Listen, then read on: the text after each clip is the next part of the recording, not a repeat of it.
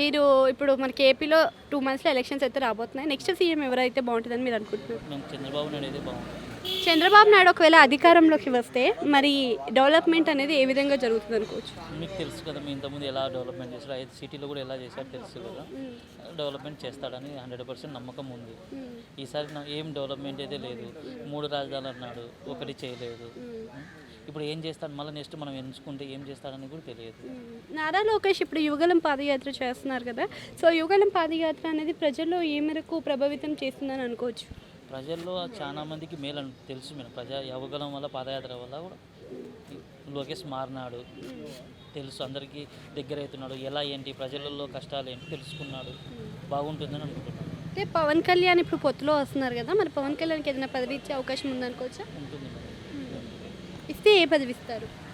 చెప్పలేదు మేడం, వాళ్ళు పదవి తెలియదు కదా మనకు. మినిస్టర్, ముఖ్యమంత్రి, మినిస్టర్ అలా ఇవ్వచ్చు. రాష్ట్రం ఇప్పుడు ఆల్రెడీ అప్పుల్లో ఉంది అని అంటున్నారు. మరి ఇప్పుడు అప్పుల్లో ఉన్న ఆల్రెడీ రాష్ట్రానికి ఒక మేనిఫెస్టో పెట్టారు, ఉచితంగా మహిళలకు 3 గ్యాస్ సిలిండర్లు ఉచితంగా ఇస్తాను సంవత్సరానికి. కానీ మరి ఇవ్వగలుగుతారా మరి చంద్రబాబు నాయుడు? ఇవ్వగలుగుతాడు, ఆ కాన్ఫిడెన్స్ ఉంది మేడం. ఎందుకంటే చేస్తాడని నమ్మకం ఉంది. ఐటీ సెక్టర్ ఏ మేరకు డెవలప్మెంట్ అవుతుంది? చూశారు కదా మేడం, సిటీలో చూశారు, హైదరాబాద్లో చూశారు, అమరావతిలో కూడా చూడొచ్చు మనం, ఆంధ్రాలో. ఇప్పుడు ఏం చేయలేదు కదా మేడం. విజన్ 47 అని చెప్పేసి పెట్టారు. ఆయనకుంది మాత్రం 5 సంవత్సరాలే. 5 సంవత్సరాల్లో రిటైర్ అయిపోయే మనిషి విజన్ 2047 ఎలా చేయగలుగుతారు?